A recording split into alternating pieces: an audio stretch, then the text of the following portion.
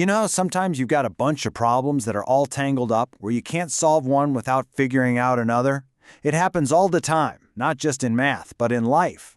Well, today we're going to look at a couple of really elegant mathematical tools designed to bring some serious order to that kind of chaos. We're talking about systems of linear equations. Let's see how it's done. Okay, so let's ground this with something you can actually picture. Imagine two people shopping. Person A grabs 2 kilos of rice and 1 kilo of dal, and the total comes to 215 rupees. Meanwhile, person B buys 3 kilos of rice and 1 kilo of dal, and their bill is 260. Seems pretty simple, right? But what you're really looking at are two connected equations hiding in plain sight. So, here's the puzzle, right? Can we take those two total bills and work backwards to find the exact price for 1 kilo of rice and 1 kilo of dal? That's the mission, and we're going to explore two seriously powerful methods for cracking this exact kind of problem. To tackle this, we first need to get organized.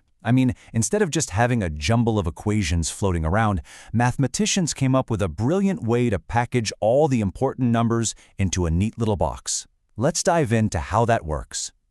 And that box is called a matrix. Seriously, just think of it as a grid.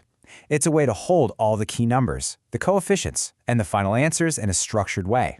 And it's not just some random thing. The whole concept of a matrix was developed specifically to study systems of linear equations. It was born out of a need to make things clear.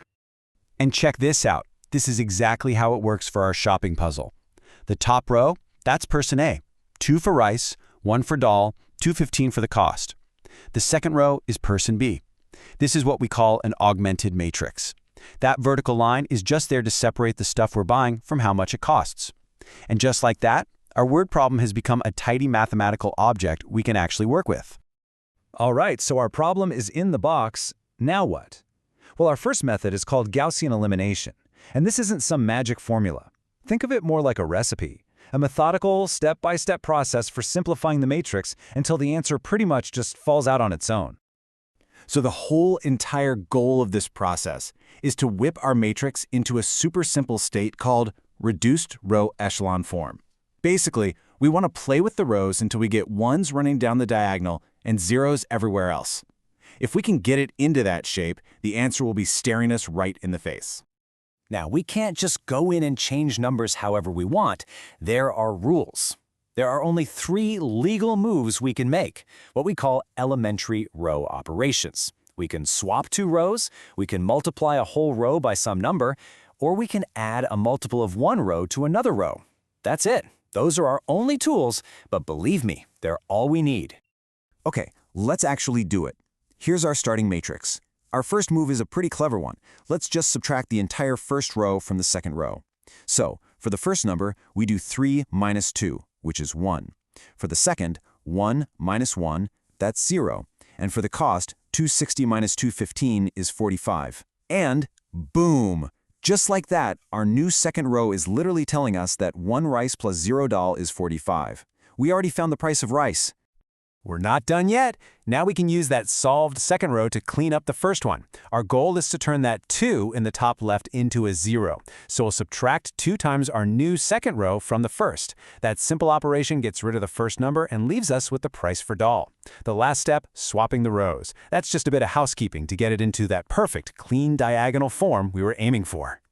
And here it is, the payoff. This final matrix is so easy to read. The top row tells us 1 rice plus 0 dal costs 45. So, rice is 45 rupees a kilo. The bottom row says 0 rice plus 1 dal costs 125. Dal is 125 a kilo. Puzzle solved, all through a clear, repeatable process. But Gaussian elimination isn't the only tool in the shed. There's another way to do this, called Cramer's rule. And this approach is totally different. Instead of a step-by-step process, it's a direct formula. It uses this special number you can calculate from a matrix, called a determinant, to jump straight to the answer. Now, the interesting thing about Cramer's rule is that it's a bit of a specialist. It only works if you meet 2 conditions. First, your matrix has to be square, same number of rows as columns. And second, the determinant of that matrix can't be 0. You can think of the determinant as a special code that tells you if a unique solution even exists in the first place. So for our shopping puzzle, calculating the main determinant, d, is easy. It's just 2 times 1 minus 1 times 3, which gives us -1. Now to find dx, we just swap out that first column with the costs, 215 and 260, and calculate the new determinant. That gives us -45. Do the same for dy. You get -125. The final solution is just division. X is -45 divided by -1, which is 45. Y is -125 divided by -1, which is 125. A totally different road, but we ended up in the exact same place. So 2 paths, 1 solution. Why do we need both? Well, think of Gaussian elimination as the heavy-duty workhorse. It's what computers use for massive systems with thousands of variables, because it's just more efficient. Cramer's rule, on the other hand, is like this quick, elegant formula that's perfect for solving smaller systems like ours by hand. One is all about the process, the other is all about the calculation. So far, we found one single, unique answer to our puzzle. But that's not always how it goes. A system of linear equations can have one solution, no solution, or, kind of weirdly, an infinite number of solutions. So let's take a quick look at what that actually means.